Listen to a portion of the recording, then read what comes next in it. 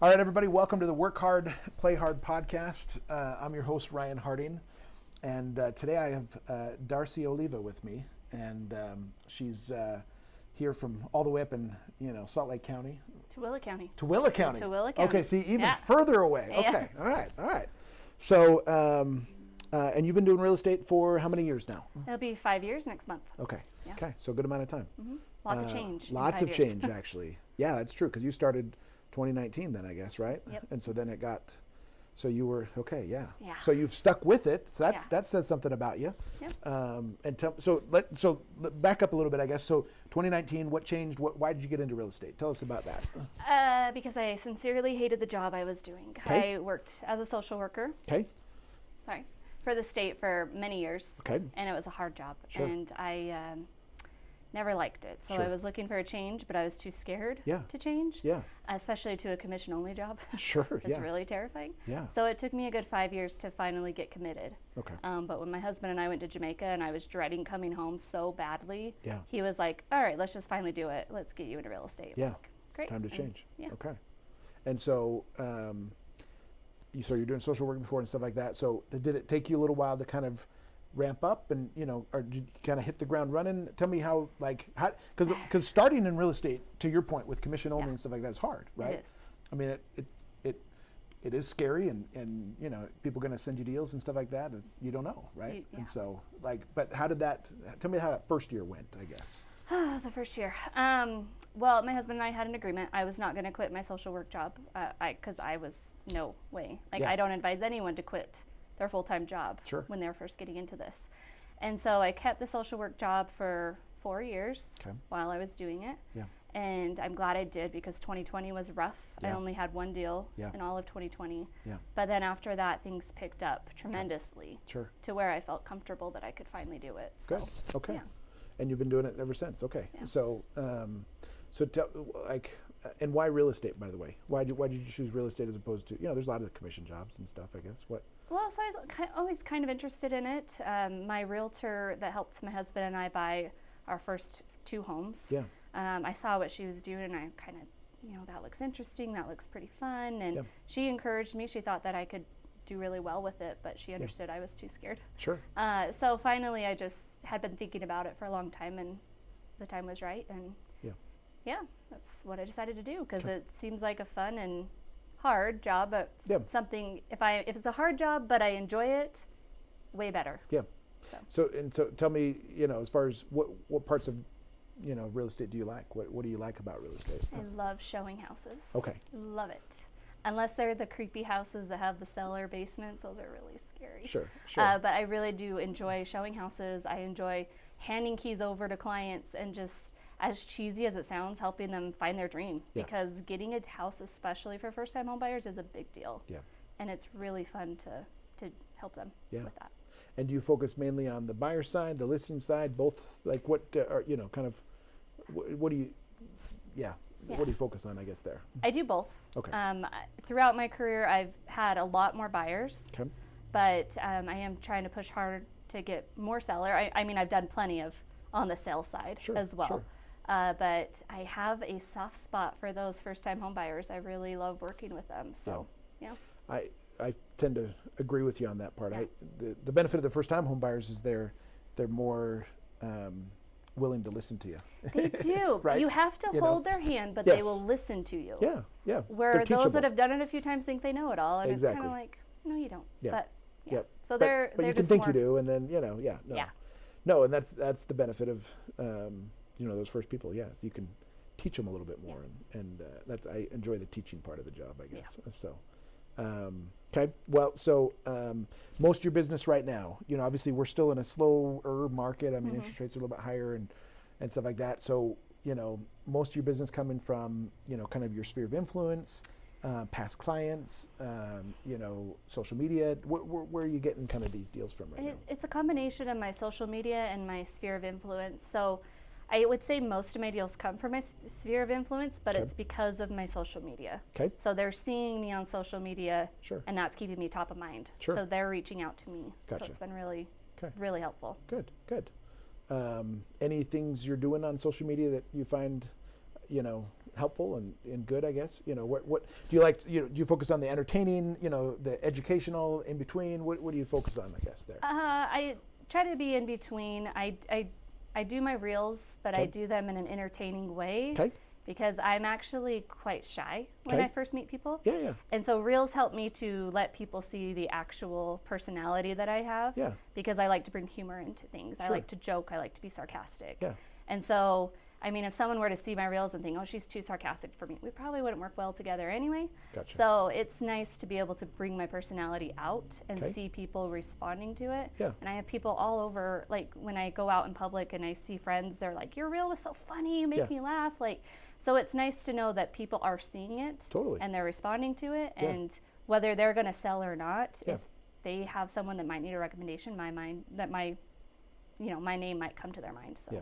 Gotcha. Good. I like that. And so maybe it takes a little while to warm up, and so they get to know you a little bit beforehand and stuff like that. Yeah, and then so it's easier for me to just go in with that personality. I don't have my shyness right at the beginning. Sure. Because they've seen me, they kind of know what I'm about, so it's just easier to get straight to it. So. Okay.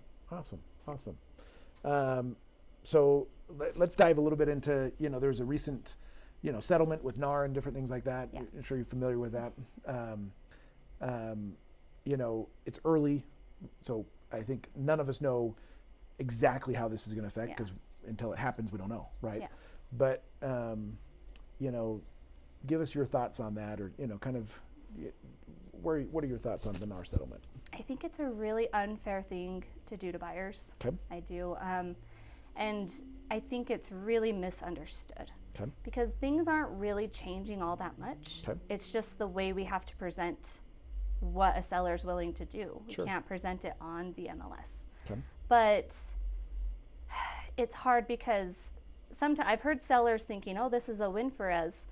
If there's something that's bad for buyers, it's bad for sellers. Sure. We saw that with interest rates rising. Sure. It's really bad for buyers. Guess what? That's bad for sellers. Your homes aren't selling. They're on the market longer. You're not getting everything that you want when you sell anymore because things are harder for buyers. Yeah. So if this goes into effect, it makes it harder for buyers, which in turn is going to make it harder for sellers. Okay. And I think it all comes back to just educating sellers as to why it's still important to be willing to offer a buyer's agent commission, because what's going to happen is we're going to have a lot of buyers who either don't have an agent, who are going to be unrepresented, and let me tell you, those are nightmare deals to deal with. Yeah. The times that I've had to deal with it, they didn't end up working out because buyers just don't know what they're doing on their own. Yeah. Or it's going to lead to limited agency, which is when the listing agent is going to represent both seller and buyer. Sure. And I don't practice that because I don't see how I could be unbiased to a client I'm already working with. Yep. And it does not allow me to fully represent my client, so I'm not going to do it. So I think we're going to see a lot more of limited agency, which in my opinion is not best practice. Sure. You wouldn't be getting sued by someone and then use the same attorney that's suing you. Why would you do this with real estate? So unrepresented buyers are never good, and limited agency, in my opinion, is not good. So I don't see it as a win for really anybody other than the attorneys who filed the lawsuit in the first place. Sure. So I guess, have you thought, I like everything you said. I mean, it's a good point with, lawyers and, you're not going to, represent that same person, right? Yeah. So I like your point there and stuff like that. But, so with buyers, you're probably going to have some buyers that, maybe, hey, I don't want to pay a full commission or something like that. Have you, I don't know if other realtors you work with, and have you guys talked about this as far as, having like a menu of different things, like, okay, hey, full service is this, but okay, we'll help you negotiate a contract, or have you thought about some things along those lines, or is it kind of too early to kind of really tell what the market's going to demand or ask? I mean, I've definitely been thinking about it because July is going to be here before we know it. Totally. And my thought is this probably is going to be accepted by the courts. So yes. Probably is going to go into I would effect. agree with that, yeah. So, I've been thinking about it with my buyers, and when I talk to them and explain the situation, that yes, we will try to negotiate that's part of closing costs where sellers help, but if it's not, then we have to see if that can be can be structured into their own closing costs that they're then in charge for. Yeah. in charge of. Yeah.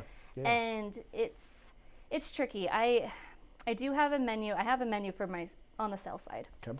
And I've been talking with my coach about how we can approach this with buyers. So it's still a work in progress, but yeah, I think a menu option of things and different services is going to have to be kind of a new norm. Sure. And exactly what that looks like, not sure yet, I guess, right? Yeah. You know, so because we're still kind of work in progress. Work in progress. Yeah. Sure. Yeah. No. But to your point, July will be here before you know it. So yeah. Okay. You like dogs, right? Love dogs. Okay. Yeah, I mean, mine drive me crazy, but yeah, I love them. But other people's dogs. Oh yeah. Okay. Sure. Well, tell me. So that's kind of a area of interest for you, obviously with real estate. Tell me what you're doing there, I guess. So my brand is the Dog Friendly Realtor. Okay. Because of my love for dogs. I love to. My husband and I used to foster dogs for a while. Okay. Nice. We ended up having 14 in our home total. Oh wow. Not at once, all different times. Okay. But we ended up adopting one of them. Okay. And then at that point we had 3 and we were done. Not having 4 dogs in my house. Yes. So, but I really got into seeing how much need there is for dogs in our community and how many are just left in shelters or abandoned.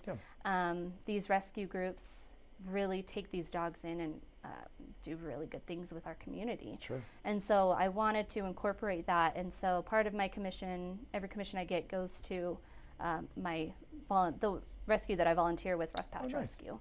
And so I find that really important. I also have a program that anyone that buys or sells with me within a year, if they adopt a dog, I pay for the adoption fees. Wow. But it has to be from a rescue or a shelter. Shelter, sure. Yeah. Yeah. So. That's awesome. Yeah. So a little way of giving back into an area of interest to you, I guess, right? Yes. So that's awesome. Do you do a lot of people that you list or buy with have dogs already sometimes? You know, do they kind of relate, hey, like, I liked you because of the dog thing? Sometimes. Sometimes? Yeah. Okay. I have a buyer I'm working with right now who really wanted to use me because she found out I rescue and I foster, and she does that too. Okay, so she's like, oh, sold. After she heard that, she's like, you're our agent. So it is funny how you just attract people that have similar interests. Sure. So most of my clients have ended up having dogs. Okay, that's awesome. That's awesome. I don't discriminate. Cats are fine too, but yeah. You're good with the fish? Yeah, it's fish fine. Too, I guess. You know, any fish, fine. Yeah. Okay. Sure. All right. Okay. All right. That's awesome. That's good. I love the adoption thing. I think that's. Now you said 14, but not all at once. So how many at once did you have? Oh, we would only do one at a time. Okay, so always one at a time. Okay. Unfortunately, one got returned when we had one, so we did for a short time have 4 at a time, and it's no. That would be a lot. Especially, it is a lot. I mean, are these? Go off a little bit on a tangent here, but are these dogs? You know, I'm thinking of in a shelter, sometimes maybe mistreated, and so are they a little mentally off? I guess I don't know how I would say that otherwise, but like we only had probably 2 that were mistreated, including the one that we adopted. She came to us with a broken leg. Okay. The other one was really terrified of men. Okay. So it was hard for him to adjust to my husband. Sure. So we had him for a good month, and by the end he was fine with my husband. So it's really rewarding to bring dogs into your home and to just see them flourish and get so much better in such a short time. Okay, good. Yeah. And how much does an adoption normally take, you know, or cost, I mean, to do? How long does it take? Well, sorry, how long does it take and how much does it cost? I guess 2 questions there, sorry. So that depends. So every dog, you know, is different. We just had a foster dog that I thought was going to go so quickly because he's just a puppy and he was so sweet. We had him for 6 weeks. Okay. And then there's been others, you get 1 week and they're gone. Okay. So that really just depends. Just kind of depends. Yeah, and then fees depend also with the shelter.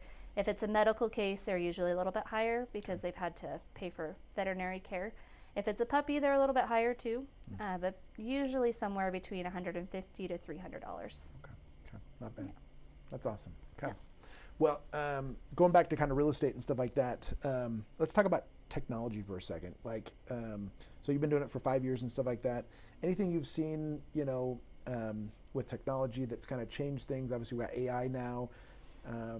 You know, kind of an open-ended question here, but things that you've seen change, kind of the future with technology from a technology standpoint, focused on that. Yeah, so the main technology I use, ChatGPT, helps me write my listing descriptions. Okay. And let me tell you, they do a lot better job than I could ever do. Yeah. So why would I not use it? Yeah. And then Canva has been a really a really big thing for my business. I can create my own websites for every listing. I can QR code to anywhere. Like it's been, those are my two big pieces that I like to use. Yeah, and Canva is relatively cheap, and ChatGPT is free. You know, so that's awesome. Yeah, good. Okay, it's good to see technology kind of changing things a little bit and stuff like that. Sure. What about you know, so if you were talking to buyers right now, right? So there's a lot of buyers on the fence, a lot of people, you know, that can afford, maybe they're not sure if now's a good time. Others, frankly, just can't afford right now, right? And stuff like that. But what advice would you give to a buyer that's on the fence but could buy a home right now? Yeah, I mean, if you can afford it, that's for sure the most important. But prices aren't going down. They're just not. I think a lot of buyers have been waiting for prices to drop, and it's not going to happen. And I think I heard yesterday prices just in Salt Lake County increased tremendously from January to now. And they're just going up. They're not going anywhere. Utah just came out. We have the #1 economy in the nation. So this huge bubble bursting that everyone thinks is going to happen, even if it did happen nationwide, it's really not going to affect here like it is everywhere else. So we have buyers coming in from out of state. We have our economy just keeps growing, which means housing prices are just going to keep going up. So while I understand it's hard to not look at interest rates because that affects your payment, obviously, but you have to understand housing prices are not going down. They're likely not going to stay steady either. They're just going to increase. So if you keep waiting, you are just going to keep getting priced out of homes that you want. And everybody says, I wish I would have bought 5 years ago. Well, 5 years ago, we all said the same thing. 5 years from now, you're going to say the same thing. So if you keep sitting and waiting, you're missing out on houses and building equity. And for what I tell buyers is stop trying to get your dream home right away. If it can't happen, it can't happen. Get something that you can live in, that you like, that will help you build up to that dream home. It took me three houses to get to the home that we're going to stay in. And that's how it should be. You should be able to build up. So buyers that just want to get in and get that dream home right away, it's just not realistic. Let's get you something that you're comfortable in so you can build up to where you want to be. I like that. So kind of a ladder, a lot of times people, like you said, hey, I want to have a house like my parents have. And, that's, that's 20 years into their, later on, right? It's not realistic. So what you're saying is, hey, start with the townhome or condo or the small home or something like that.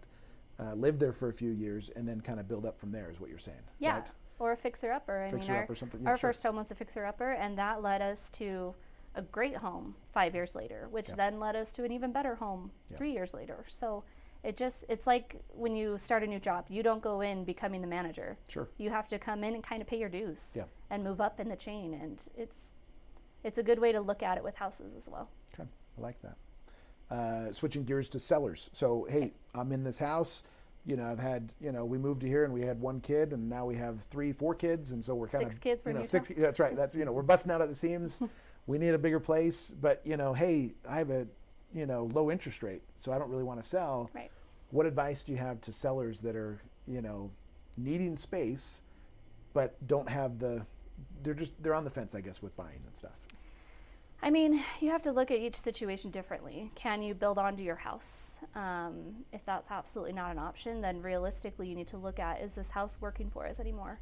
And if it's not, how can we work this out? And if you are in your house where you've had a low interest rate, that means you have a lot of equity in your home. That if you're 4 or below, you probably have a really good amount of equity that can help you buy that rate down, can help you do what you need to get into the next home. Because again, do you want to be happy because, do you want to be in a small place where you're unhappy, but you're happy because you have that interest rate? Or do you want to be in a place that works for you with a higher interest rate that you can still afford completely fine, but you can actually breathe and have the room and the space that you need? Okay, I like that. Good advice. Talking about Utah, you've kind of already hit on this a little bit, but obviously Utah's a good, we're in a good economy, right? Which is good ultimately, right? We want to be in a healthy place. I just read an article about St. Louis and downtown's, all the office space is kind of, nobody wants to rent it, and so it's kind of, going downhill just as a whole and stuff like that. So kind of interesting. But Salt Lake, Utah doesn't really have that problem and stuff like that. But how does that affect, I guess, this market and stuff like that? And what are your thoughts on the future of Utah's economy? I don't really see our economy going down because we just keep adding jobs. We keep adding tech jobs, and we have a lot of, it doesn't feel like we have a lot of room for expansion, but I do think we still do. And I think we're just going to keep expanding and growing. And the thing that attracts people to Utah is, you go outside and you look at the views, you're surrounded by mountains. Yeah. You get to go do all the fun outdoor things that you just don't get other places. Yeah. And it's just, I just see Utah continuing to grow, which means houses just continue to rise. Yeah. And I for the buyer's sake, I wish that wasn't necessarily the case. Sure. I wish prices didn't keep going. But I do think that's kind of where we're heading. Hopefully rates will come down a little bit. That would be nice. But yeah, that'd be not nice. Too crazy, because then it's just going to be 2021 again. And which we don't want that either. No one wants that again. No. But yeah, so I think we're just going to keep growing. That's what I'm no expert, but sure. Yeah. And so you mentioned Tooele area. Do you mainly focus on Tooele? Do you go to Salt Lake? Do you go to Davis, Weber, Utah? Tell me where you kind of work out of. I feel like everywhere. Okay. I basically go from North Ogden all the way down to Spanish Fork. Okay. And then of course Tooele County. Okay. Yeah. Okay. So a good amount of, and you talk about growth and stuff like that. Tooele's growing, right? Tooele's growing. Yeah. Tell us they're continuing to develop out there, a lot of new homes, new construction, stuff like that. Yep. We have a lot of builders out in Tooele County. Yeah. They're really expanding townhomes out there, which before we just didn't have townhomes. Sure. And so now we have a lot of townhomes. Specifically, D.R. Horton is really building a lot out there. Okay. And Grantsville is expanding, Stansbury Park, Lake Point, just tons of, there's still a lot of space out there. Yeah. And if you ask the locals, they're not happy about it. Of course. They're not happy about it. But they're going to have to understand that it's just going to continue as well out there. And I love Tooele County because you still get very country vibes when you're out there. Yeah. So it's a really nice place to live. Yeah. And anytime I get a buyer, I try to convince them to come my way. Sure, yeah. But some do, some don't. Yeah. But the ones that do are always like, yeah, you were right. We like it out here. So it's a good place. Yeah.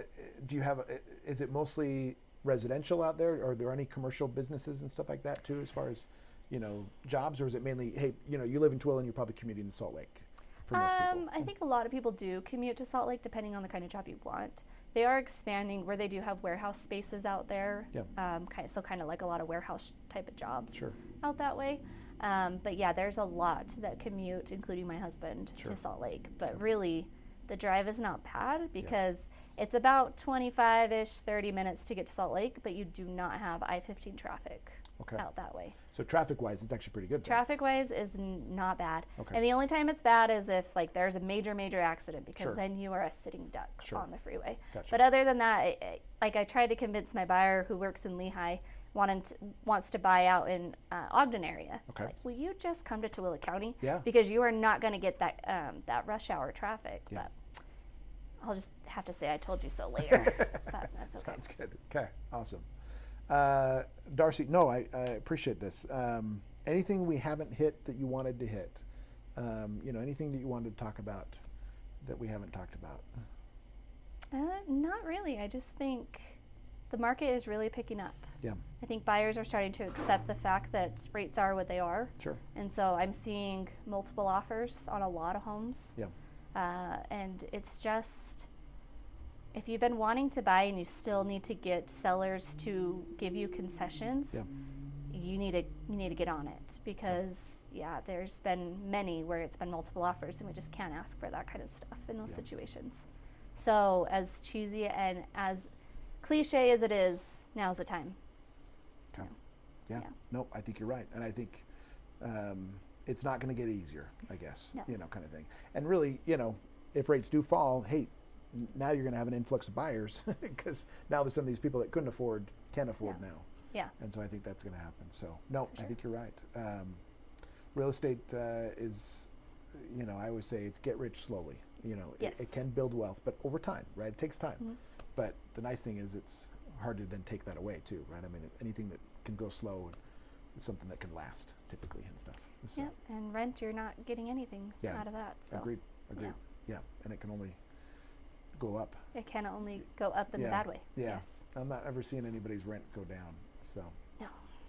Okay, awesome. Darcee, thank you for coming on. Thank you. Appreciate you coming on. And how do people find you? On Instagram, what's your, at Realtor Darcee, and it's Darcee. Okay, perfect. Yeah. Okay, awesome. Okay, and we'll tag you when some of these videos come out and stuff like that too, so we can throw those out there together. But sounds good. Okay, thanks everybody. Follow us on social media, and we'll see you next week. Thank you. Thank you.